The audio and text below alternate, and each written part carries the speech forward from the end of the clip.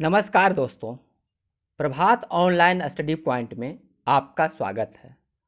दोस्तों, आज के क्लास में झारखंड का इतिहास महत्वपूर्ण पॉइंट के रूप में प्रस्तुत किया जा रहा है।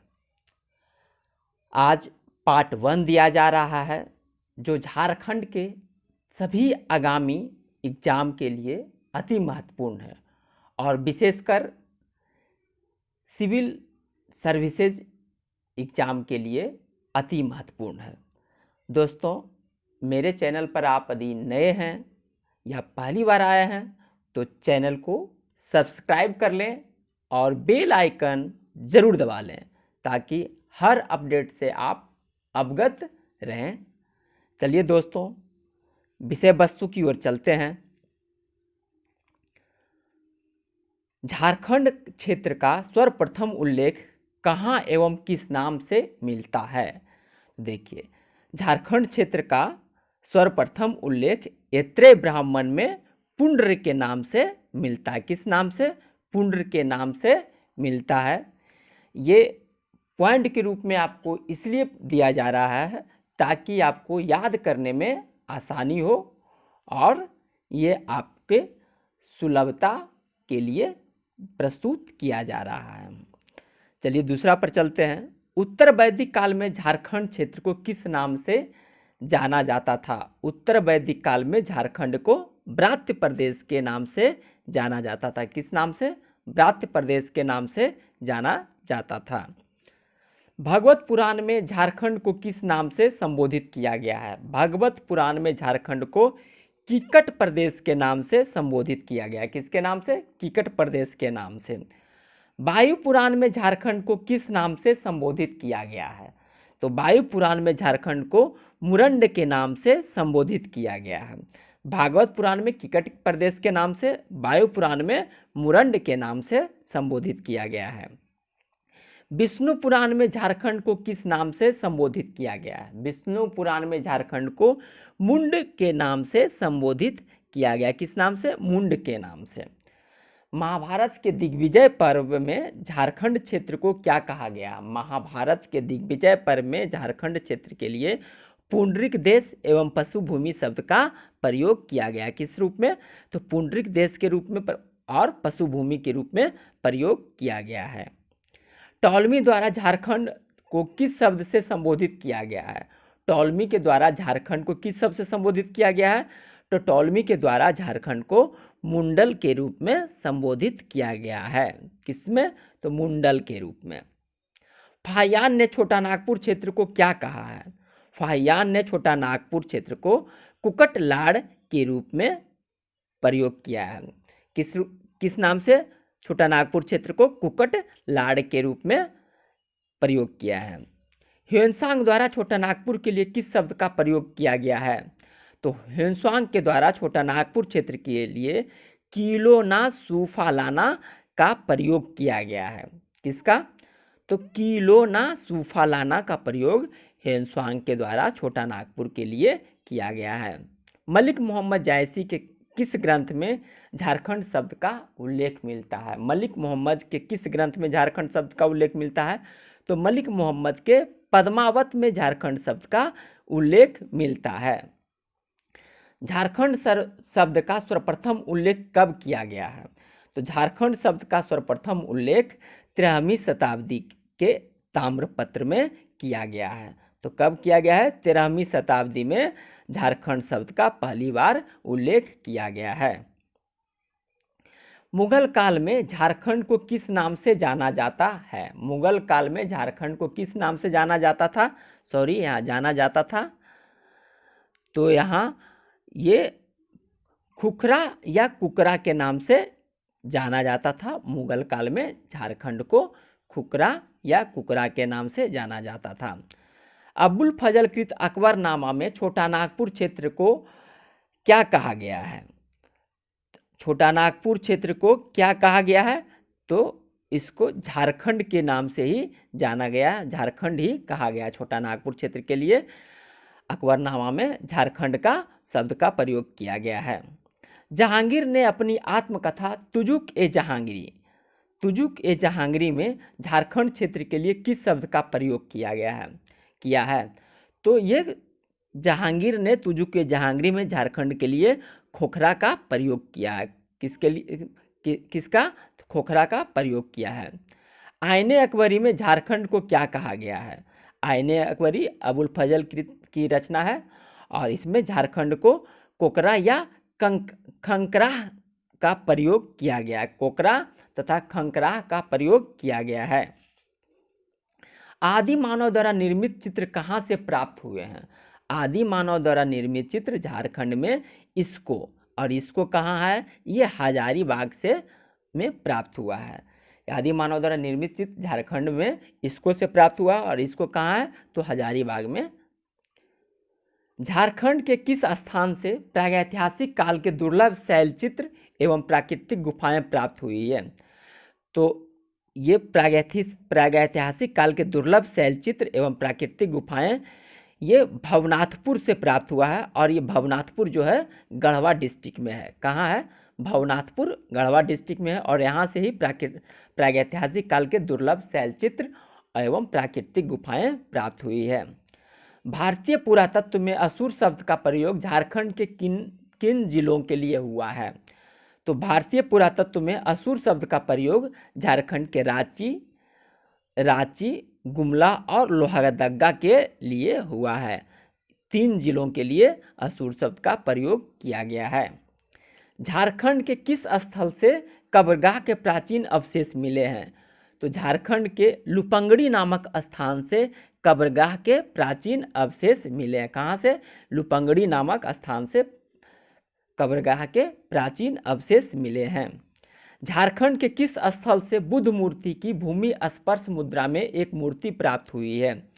तो देखिए, ये बुद्ध की भूमि स्पर्श मुद्रा में एक मूर्ति प्राप्त हुई है पलामू किला से। और पलामू किला है कहाँ, तो ये लातेहार डिस्ट्रिक्ट में। पलामू किला से बुद्ध की भूमि स्पर्श मुद्रा में एक मूर्ति प्राप्त हुई है। नागवंशी राज्य की स्थापना किसने की थी। तो नागवंशी राज्य की स्थापना फन्नी मुकुट राय के द्वारा किया गया था। नागवंशी राजा ने सर्वप्रथम नवरत्न नामक पंचमंजिला भवन का निर्माण कहाँ करवाया। तो ये नवरत्न नामक पंचमंजिला भवन का निर्माण दोईसा में करवाया गया था। कहाँ, तो दोईसा में करवाया गया था।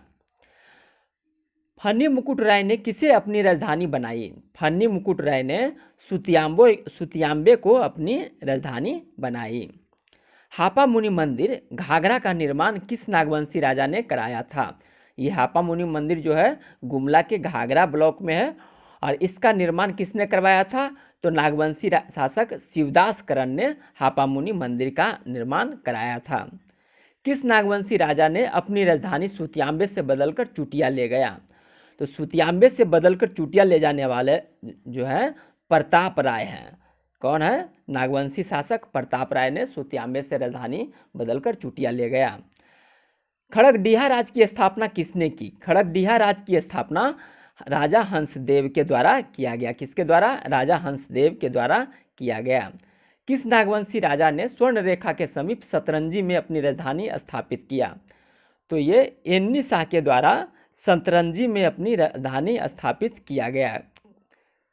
नागवंशी राजा यदुनाथ शाह ने कहाँ अपनी राजधानी स्थापित की। तो यदुनाथ शाह ने अपनी राजधानी पालकोट में स्थापित किया। कहाँ किया, तो पालकोट में स्थापित किया और ये पालकोट गुमला डिस्ट्रिक्ट में है।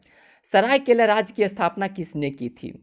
सरायकेला राज्य की स्थापना विक्रम सिंह ने किया था। किसने, विक्रम सिंह ने किया था। पलामू रियासत की राजधानी कहाँ थी। पलामू रियासत की राजधानी पलामूगढ़ थी और ये औरंगा नदी के तट पर स्थित है। पलामूगढ़ थी और ये औरंगा नदी के तट पर स्थित है।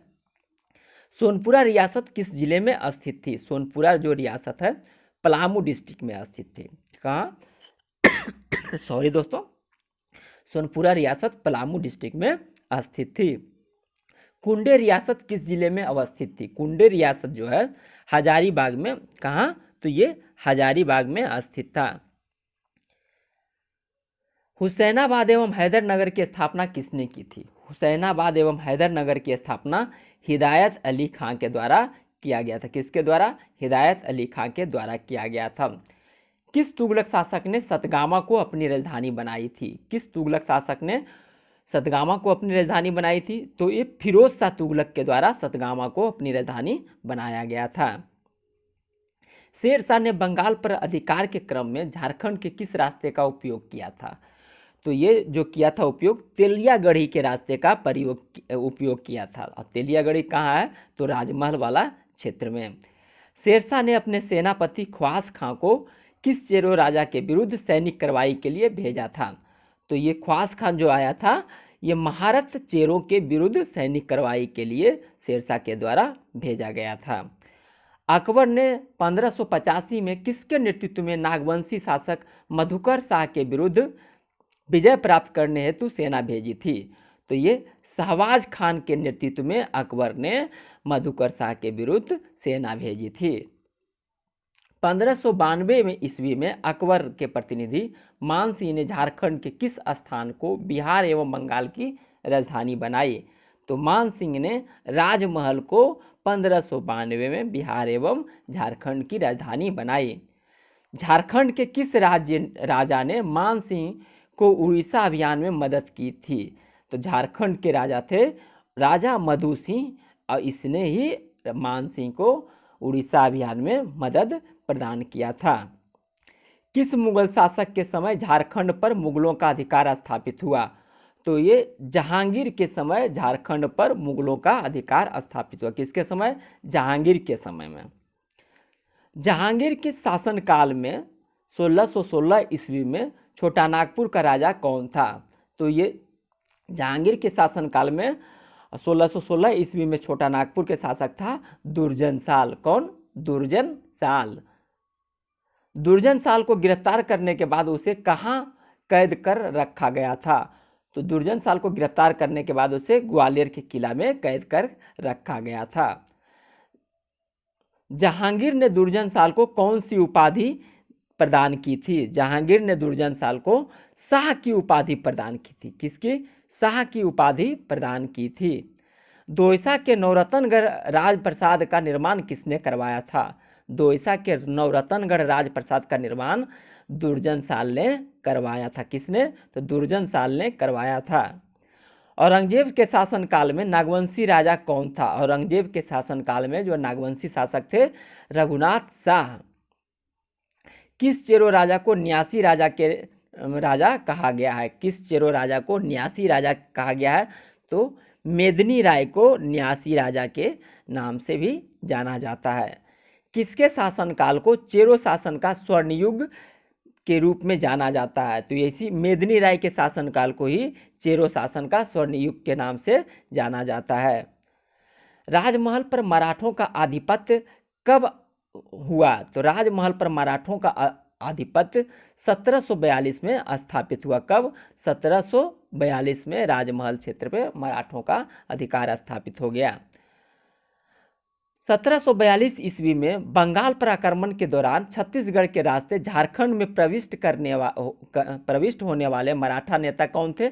तो भास्कर राव पंडित थे, और इन्हीं के नेतृत्व में राजमहल क्षेत्रों पर मराठों का आधिपत्य स्थापित हुआ। ईस्ट इंडिया कंपनी को बंगाल, बिहार और उड़ीसा की दीवानी मुगल बादशाह ने कब सौंपी? तो मुगल बादशाह ने ईस्ट इंडिया कंपनी को 12 अगस्त 1765 को बंगाल, बिहार और उड़ीसा की दीवानी मुगल बादशाह के द्वारा सौंपा गया, और उसी बिहार वाला क्षेत्र में झारखंड भी आता था। अतः ईस्ट इंडिया कंपनी को 12 अगस्त 1765 को झारखंड की भी दीवानी सौंप दी गई। दोस्तों, आज इसमें 50 महत्वपूर्ण हिस्ट्री के 50 महत्वपूर्ण पॉइंट दिए गए हैं। इसके नेक्स्ट पार्ट में भी 50 महत्वपूर्ण पॉइंट दिए जाएंगे। मुझे उम्मीद है ये बिंदु के रूप में जो प्रस्तुत किया गया है वो आपको याद करने में बहुत सहायक होगा, और आपको ये वीडियो पसंद भी आ रहा होगा।